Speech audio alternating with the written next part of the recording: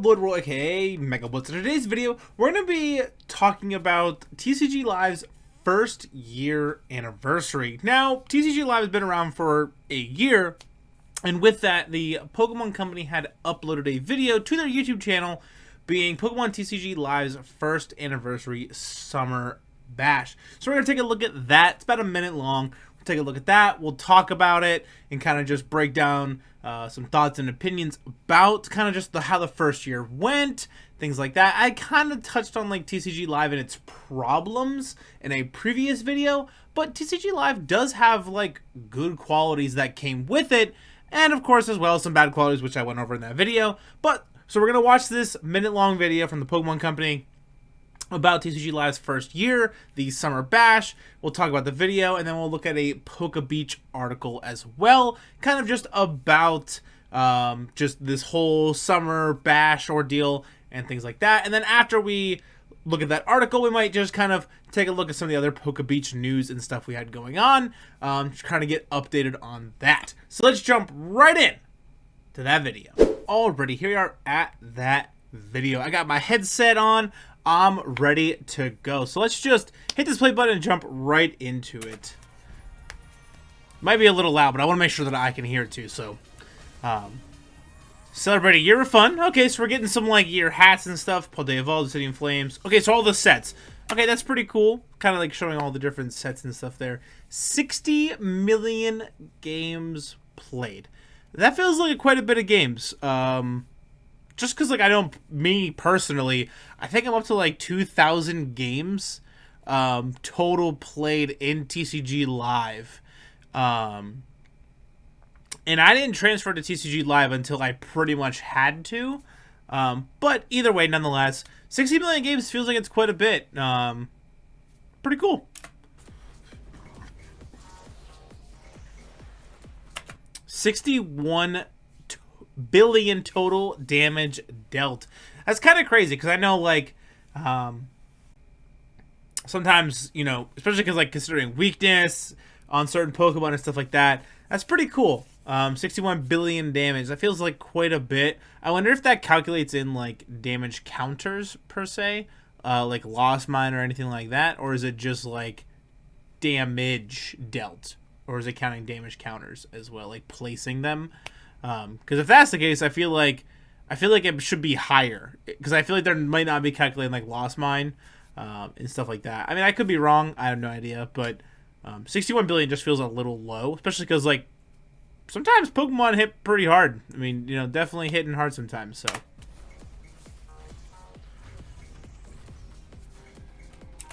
141 million cards sent to the Lost Zone. Now that's counting like Flower Selectings, Chorus, Lost Vacuum, Lost City probably as well. Stuff like that is kind of cool. 141 million cards sent to the Lost Zone. So we played how many? We played, what was it? It was 60 million games played. And then we had a total of 141 million cards sent to the Lost Zone. Yeah, that's kind of even things like Lost Impact, too. I didn't even think of that.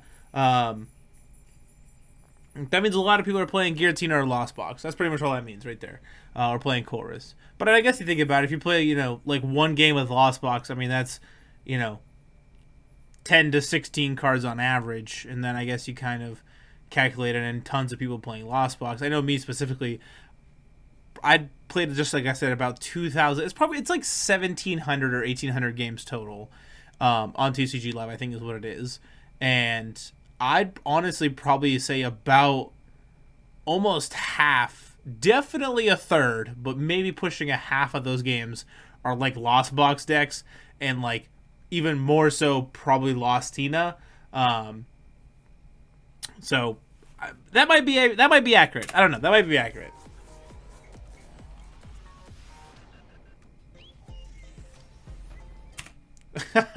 2.8 million knocked out Bidoofs. Yeah, I mean, I've definitely knocked out my fair share of Bidoofs, that's for sure. 2.8 million knocked out Bidoof. Poor Bidoof. I will say, this video is pretty cute so far. And the animation seems pretty cool as well. I'm liking it. So, 2.8 million knocked out little Bidoofs. Party on with a wave of rewards. Okay, so Palafin stuff. Palafin EX. Lots of Palafin. Lots of Palafin.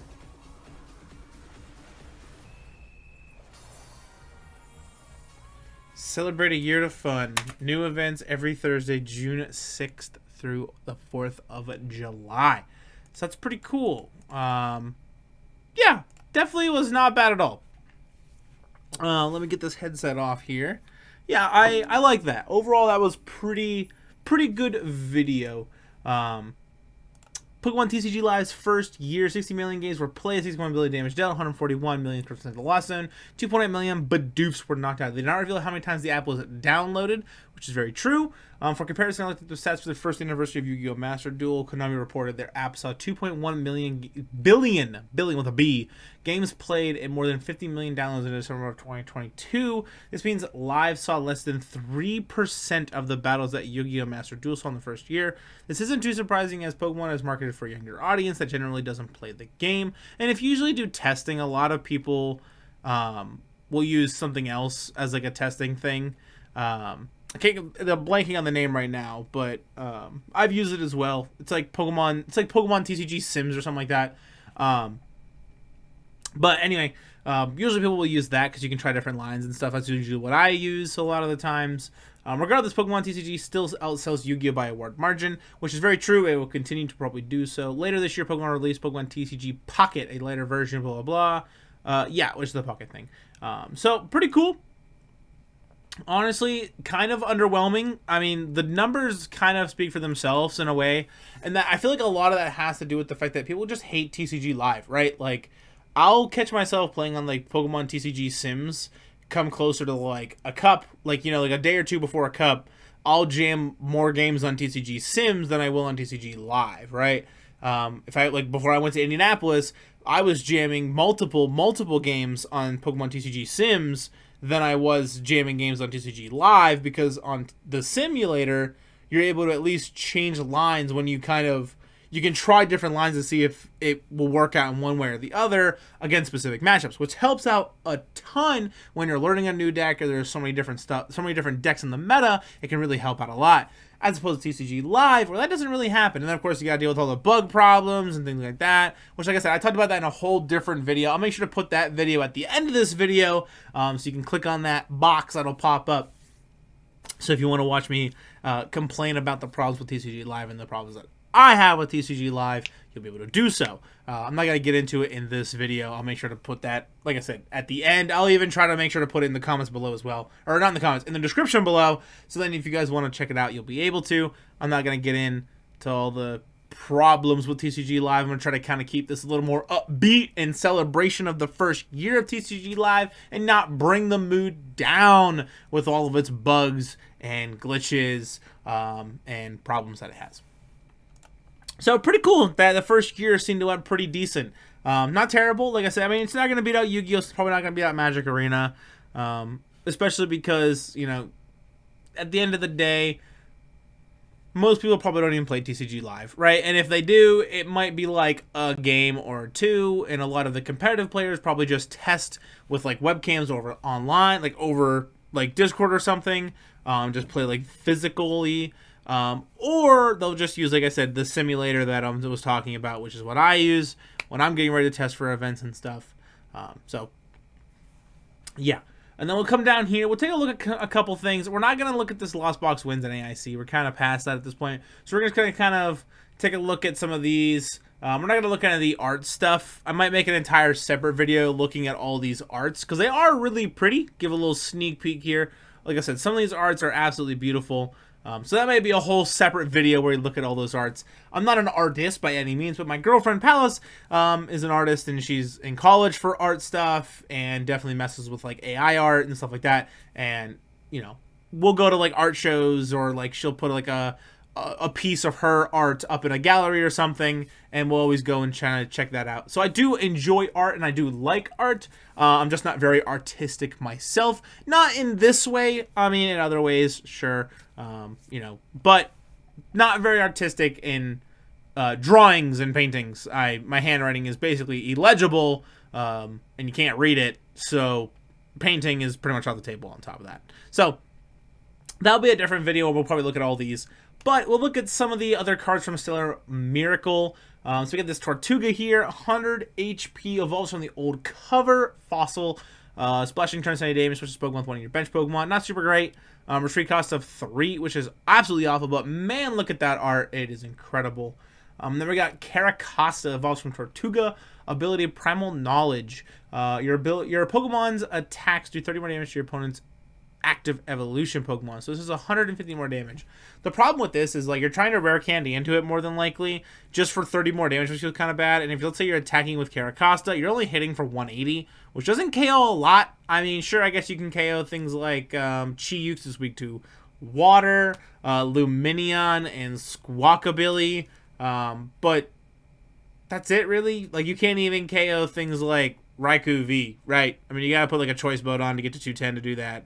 And then if you put, let's say you're going up as like Raging Bolt Ogerpon, you can't even KO Ogerpons, right? You gotta put like Maxim Build on to even get to that. You ain't KOing Raging Bolt if it's got a Maxim Build on it, because 180 plus that 50, you're only at 230, so you're not quite there.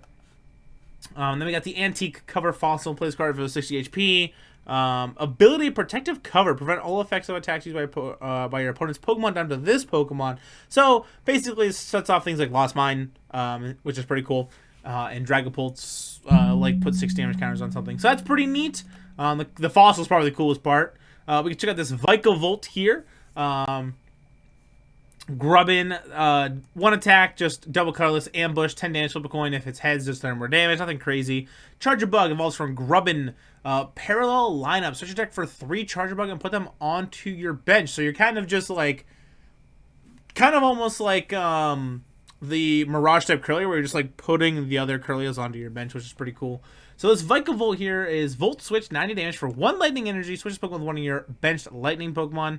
So pretty cool there. And then we got Sparking Strike, 240 damage for 4 energies. So this could see play, possibly. I could see this maybe being like, I don't know, I can see this maybe being like a single prize kind of rogue deck, per se.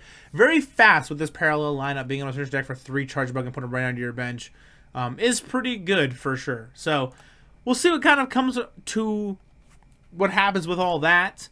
I'm not too sure what this is. It's just an article talking about the Dusknoir line and stuff, and how everybody's like, oh my gosh, Dusknoir's busted. And, I think it's okay at best. I mean, I could be wrong, but I think it's okay. And then we got special set Pokemon Horizons releasing in August, featuring anime characters, which I think is really, really cool. I haven't been watching the new anime, kind of after Ash was kind of like retired from the anime. I just didn't really care to follow it anymore. Like, I grew up watching Ash, and I really stopped watching Pokemon. I would probably say, like right, but like X and Y was probably like when I stopped, like right after Kalos. I watched Sun and Moon like one time, I think, all the way through. But I didn't watch any of the Sword and Shield series or anything like that. A little bit more of an old soul when it comes to that kind of thing. But I love this pack art, and I'm glad they're kind of like tying the anime in with some of the cards. I would not mind getting some of these cards. Like I said, I would love to be able to collect this. I think this would be awesome to kind of just have, like, as a card in my binder. And like even some of the older cards, right? Like we got Ash Ketchum, and stuff like that.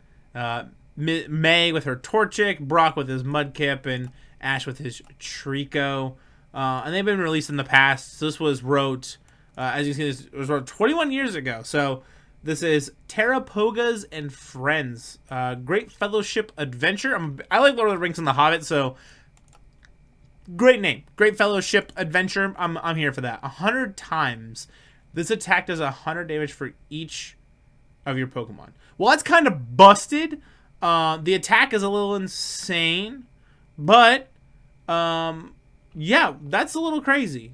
I don't know if we'll be able to actually, like, honestly, you play this with Metang, right? You just play this with Metang, GM energies onto it, and then you just start smacking. I'm here for this. Hopefully I can play with this in like it's standard legal, because I would love to be able to play with this. I'm already cooking up a deck for that.